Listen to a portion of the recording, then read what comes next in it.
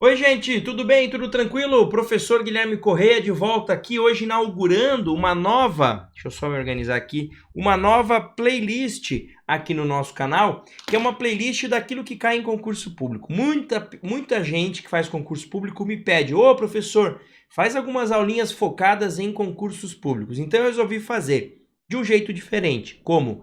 Vamos olhar para como os temas caíram naquele concurso, a gente resolve a questão, a gente explica a questão, comenta a questão e amplia o conhecimento sobre a questão. O que eu quero dizer com isso? A gente vai além, não estuda só a questão, estuda mais alguns aspectos importantes sobre aquele tema relacionados àquela questão, tá? Já me conta aqui embaixo se você tem interesse nesse tipo de conteúdo. E se você tiver, me diga que prova que você quer que eu resolva, qual concurso que você gostou, fez, vai fazer, que tipo de banca, me conta aqui que eu vou gravar.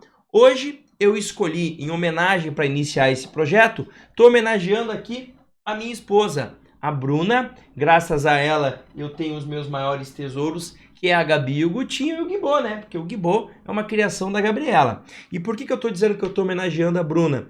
Porque a Bruna é magistrada estadual aqui no Paraná. Então o concurso que eu escolhi é justamente o Tribunal de Justiça do Paraná, concurso da magistratura. A gente vai ter a prova agora em dezembro e a banca é a FGV, a Fundação Getúlio Vargas, que também organizou o concurso anterior. Então a gente vai dar uma olhadinha como é que os temas foram cobrados nesse concurso anterior, tá? Lembrando que no TJ Paraná aqui, a gente tem um campo de questões lá que envolvem juizados especiais, tá? Juizados especiais, claro, é processo civil também, então a gente vai começar a nossa resolução de questões aqui por questões dos juizados especiais cíveis estaduais. Vamos dar uma olhadinha lá na tela para vocês essa questão. Então, conforme eu disse, o nosso foco aqui agora é concurso. Então, prova da FGV, ano de 21, TJ Paraná, cargo de juiz.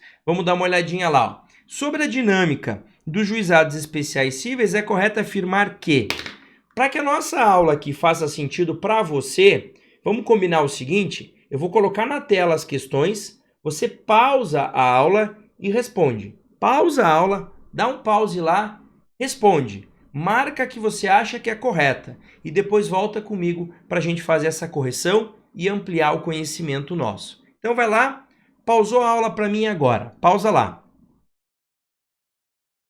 Beleza. Conseguiu resolver?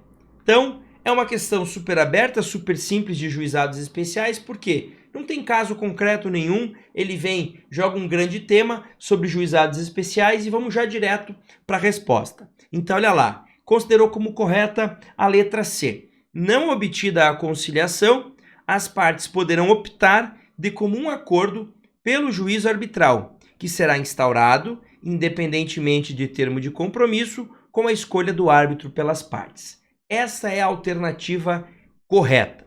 Pois bem, vamos comentar como, olhando a correta e olhando também as incorretas. A ideia é essa aqui. Então vamos dar uma olhadinha na C, que é a correta. Gente, a resposta da C está lá na lei. Olha lá o artigo 24, parágrafo 1º, que diz que o juízo arbitral considerar-se-á instaurado independentemente de termo de compromisso com a escolha do árbitro pelas partes, exatamente como a lei disse. E aí a alternativa disse. E aí eu sempre costumo dizer o seguinte: vá além da questão. Ah, professor, eu achei a resposta correta. Beleza, mas leia o restante da frase aqui, ó.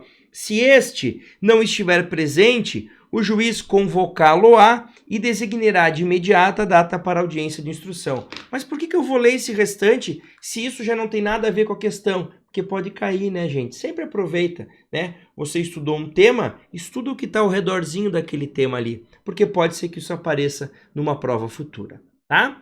Agora vamos entender as outras alternativas. Por que a A está errada? Olha lá, se o réu não comparecer ou recusar-se a participar da tentativa de conciliação não presencial, será designada sessão presencial. Falso. Olha o que diz o novo artigo 23, lembrando que nós estamos aqui, né? Deixa eu pôr uma canetinha aqui para facilitar.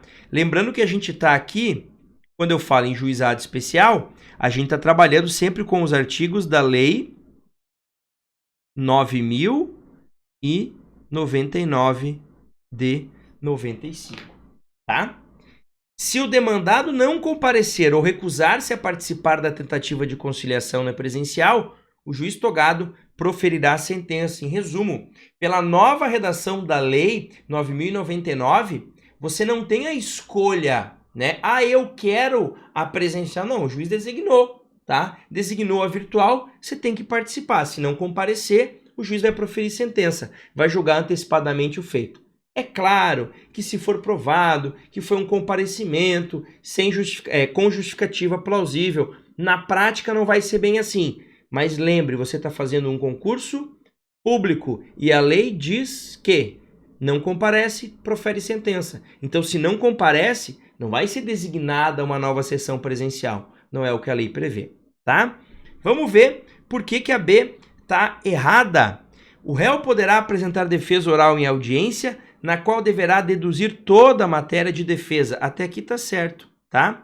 Inclusive, preliminar de incompetência e arguição de suspeição do juiz. Aqui também está certo. E a arguição de suspeição de juiz é que está errado. Porque olha o que diz o artigo 30. A contestação, que será oral ou escrita, conterá toda a matéria de defesa, exceto a arguição de suspeição ou impedimento do juiz, que se processará na forma da legislação em vigor.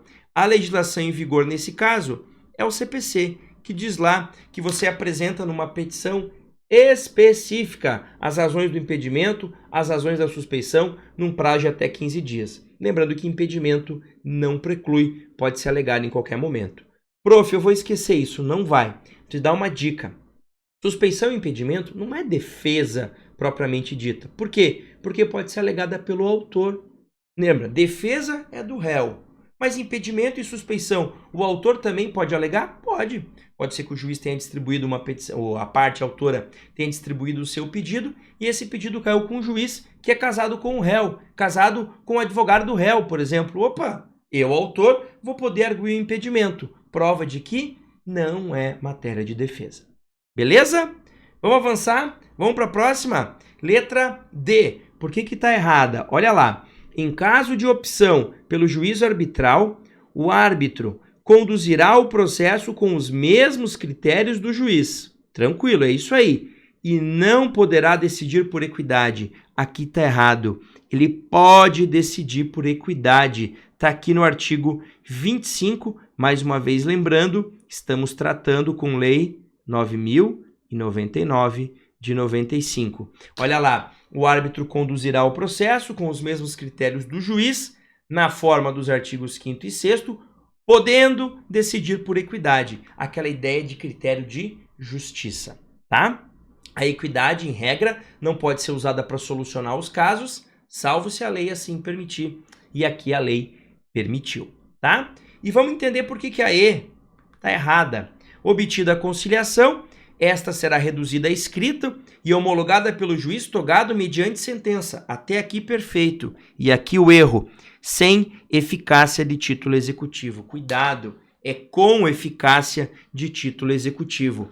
Fez acordo, coloque esse acordo no papel, reduz a termo, põe no escrito, juiz homologou, maravilha. Isso virou um título executivo passivo de cumprimento de sentença em caso de descumprimento.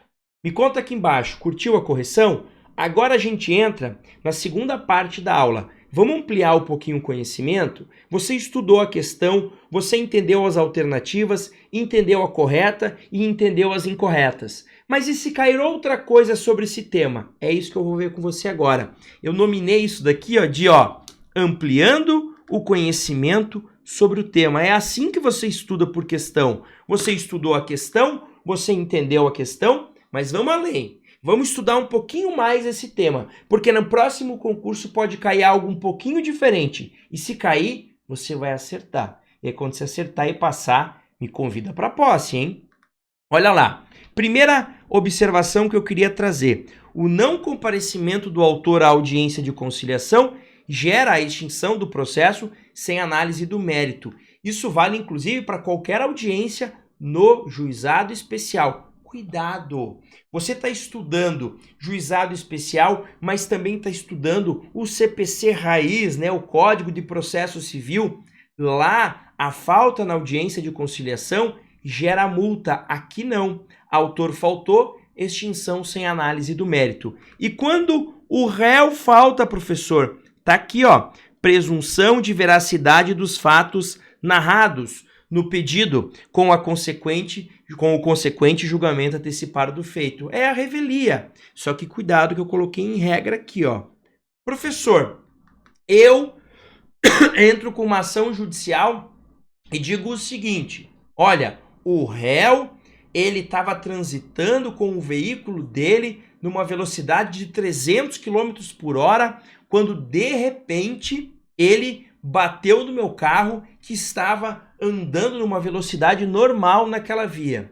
Opa, mas peraí, como é que ele bateu 300 km por hora o carro do réu? Tá um pouco estranho, né? Então, por mais que o réu não compareça, o juiz não vai presumir que isso é verdade. Por quê? A regra é a presunção de veracidade. Mas se tiver alguns elementos que façam o juiz ficar convicto em outro sentido, não tem problema. Não vai se aplicar esse efeito, tá? Então, duas regrinhas importantes. Autor faltou, extinção sem análise do mérito. Réu faltou, presunção de veracidade dos fatos, pelo menos como regra, tá?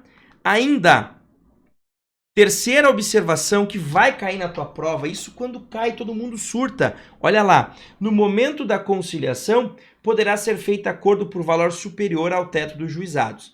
Quando a gente pensa em juizado, a gente sempre pensa assim, no juizado, causas de até 40 salários mínimos. Beleza, tem causas que podem ultrapassar esse valor. Tem as antigas causas do rito sumário. Mas imagine que você esteja cobrando uma dívida de alguma pessoa que ultrapasse o valor dos 40 salários mínimos.